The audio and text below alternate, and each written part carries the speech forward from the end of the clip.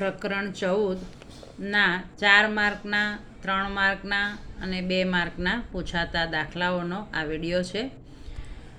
દાખલો નંબર 1 આપણે અહીંયા જોઈએ કે સરખી રીતે ચીપેલા 52 પત્તાના ઢગમાંથી જ્યારે એક પત્તું પસંદ કરવામાં આવે તો નીચે 3 ઘટના આપી છે એની આપણે સંભાવના શોધવાની છે કે પત્તું રાજા હોય અથવા રાણી હોય. હવે જનરલી આવા દાખલા બુકમાં નથી એટલે ખાસ આપણે આને સમજીએ. તો સૌથી પહેલાં સંભાવનાનો દાખલો ગણવો હોય તો પહેલાં આપણે સૂત્ર લખીએ કે પ્રયત્નની સંખ્યા છેદમાં પ્રયત્નની કુલ સંખ્યા. હવે કુલ પત્તાની સંખ્યા, તો પત્તાનો દાખલો હોય એટલે કુલ પત્તા અહીંયા 52 આપ્યા છે એટલે આપણે કુલ પત્તાની સંખ્યા 52. કોઈ પણ દાખલો ગણો ને પહેલાં તમે સૂત્ર લખો ને પછી કુલ પરિણામ લખો અને આ જે કુલ પરિણામ હોય એ છેદમાં આવે. હવે પહેલી ઘટના આપી છે કે પત્તું રાજા હોય અથવા રાણી હોય.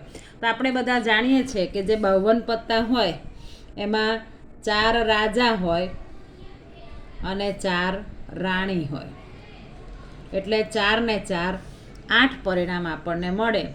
એટલે આ ઘટના થશે 8ના છેદમાં 52. હવે અહીંયા અવયવ પડશે 4 દુ 8 અને 4 ગુણ્યા 13. 4 ગયા 4 ગયા તો આની સંભાવના મળશે 2ના છેદમાં 13. હવે આ જ રકમમાં બીજી ઘટના પૂછી છે તે પત્તું લાલ રંગનો એકો હોય. હવે જ્યારે રંગ શબ્દ આવે એટલે લાલ અને ચોકટ એ બંનેનો રંગ લાલ છે એટલે લાલ રંગનો એકો હોય તો ઘટના બી પત્તું લાલ રંગનો એકો હોય તો એવા એકા થશે 2. કયા કયા? તો એક લાલનો એકો અને બીજો ચોકટનો એકો એટલે એની સંભાવના થશે 2ના છેદમાં 52. હવે અહીંયા 24 દુ 52 2 ગયા એટલે 1ના છેદમાં 26. આની સંભાવના આપણને મળશે. હવે ત્રીજી ઘટના, તે પત્તું મુખ મુદ્રાવાળું પત્તું ન હોય. હવે જ્યારે ના પાડી હોય એટલે મુખ મુદ્રાવાળા પત્તા છે 12, 4 રાણી 4 રાજા અને 4 ગુલામ. પત્તું ન હોય, જ્યારે ન શબ્દ આવે એટલે કુલમાંથી એને બાદ કરવું. તો પત્તું મુખ મુદ્રાવાળું પત્તું ન હોય તો કુલ પત્તાની સંખ્યા છે 52, એમાં મુખ મુદ્રાવાળા પત્તા છે 12 એટલે 52માંથી 12 જાય તો વધે 40. તો પીસી બરાબર 40ના છેદમાં 52 અને 40ના છેદમાં 52 એટલે આપણને ખબર છે કે 10 ચોક 40 અને 13 ચોક 52 એટલે ત્રીજી ઘટનાની સંભાવના મળશે 10ના છેદમાં 13. હવે આપણે આગળ જોઈએ દાખલો. આ જ રીતને પત્તાનો જ દાખલો છે. 2 ઘટના છે એટલે 2 માર્કમાં પૂછાય કે સરખી રીતે ચીપેલા 52 પત્તામાંથી પત્તું પસંદ કરવામાં આવે તો તે પત્તું કાળીનું હોય. તો પહેલાં આપણે સૂત્ર લખીએ પછી કુલ પત્તાની સંખ્યા 52 જે કુલ હોય એ છેદમાં આવે. હવે પહેલી ઘટના છે પત્તું કાળીનું હોય. હવે કાળીનું હોય તો કાળીના પત્તા આપણને ખબર છે કે જે 52 પત્તા છે એ 52 પત્તામાં કાળીના પત્તા જે છે એ 13 હોય એટલે કાળીના પત્તા છે 13. એટલે આપણે અહીંયા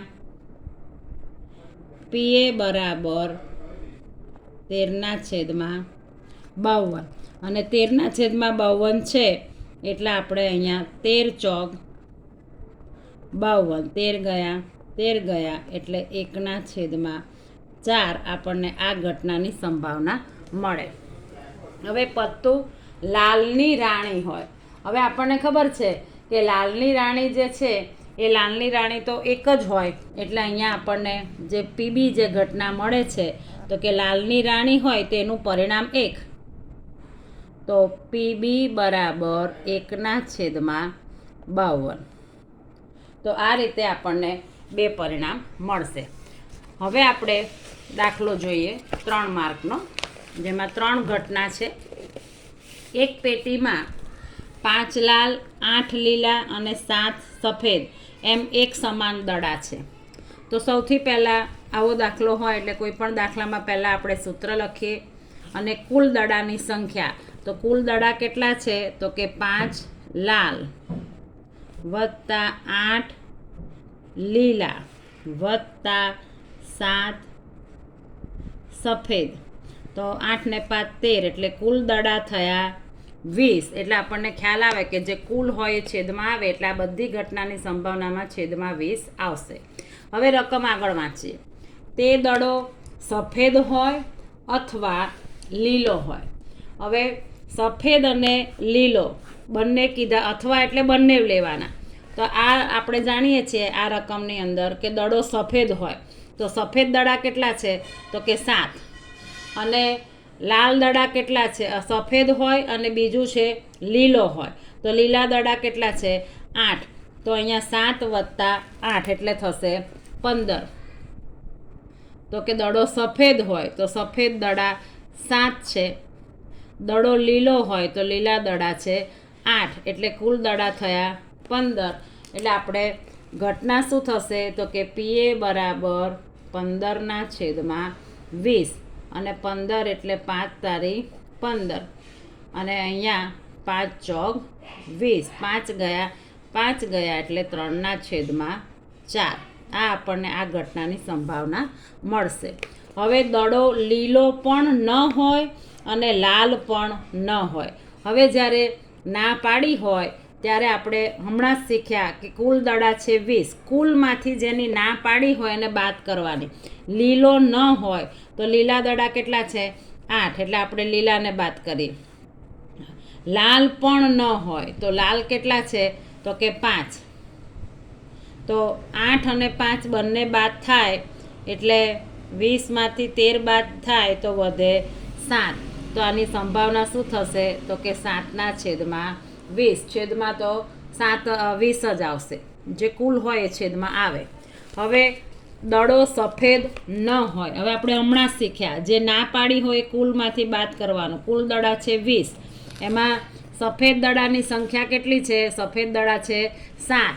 તો આપણે 20 ઓછા 7, તો 20માંથી 7 જાય તો 13. તો ત્રીજી ઘટના આપણને શું મળશે સંભાવના તો કે 13/20. આમાં કશું ઉડે એવું નથી એટલે 13/20. તો આ રીતે આપણને ત્રણેય ઘટનાની સંભાવના મળી. હવે એ જ રીતનો આગળ દાખલો છે 2 માર્કનો. 2 સંભાવના છે. એક થેલામાં 3 લાલ અને 5 કાળા દડા છે. તો સૌથી પહેલાં આપણે લખીએ સૂત્ર, પછી કુલ પરિણામ. તો કુલ દડા કેટલા છે તો કે 3 લાલ વત્તા 5 કાળા. તો 5 ને 3 કુલ દડા કેટલા થયા 8, એટલે છેદમાં કેટલા આવશે 8. હવે પહેલી સંભાવના કે દડો લાલ હોય. તો દડો લાલ હોય તો લાલ દડા કેટલા છે તો કે 3. તો PA બરાબર શું થશે તો કે 3/8. બીજી ઘટના લાલ ન હોય. તો અહીંયા લાલ ન હોય તો આપણે હમણાં જ શીખ્યા કે કુલ દડા છે 8, એમાંથી લાલ કેટલા છે 3, જેની ના પાડી હોય એને કુલમાંથી બાદ કરીએ તો મળે 5. તો PB બરાબર શું થશે તો કે 5/8. તો આ રીતે આપણને સંભાવના મળે છે. વિડીયો ગમે તો લાઈક અને સબસ્ક્રાઈબ કરો, બેલ આઇકોન દબાવો તો તમે નવા વિડીયો તમને તરત જોવા મળશે. Thank you.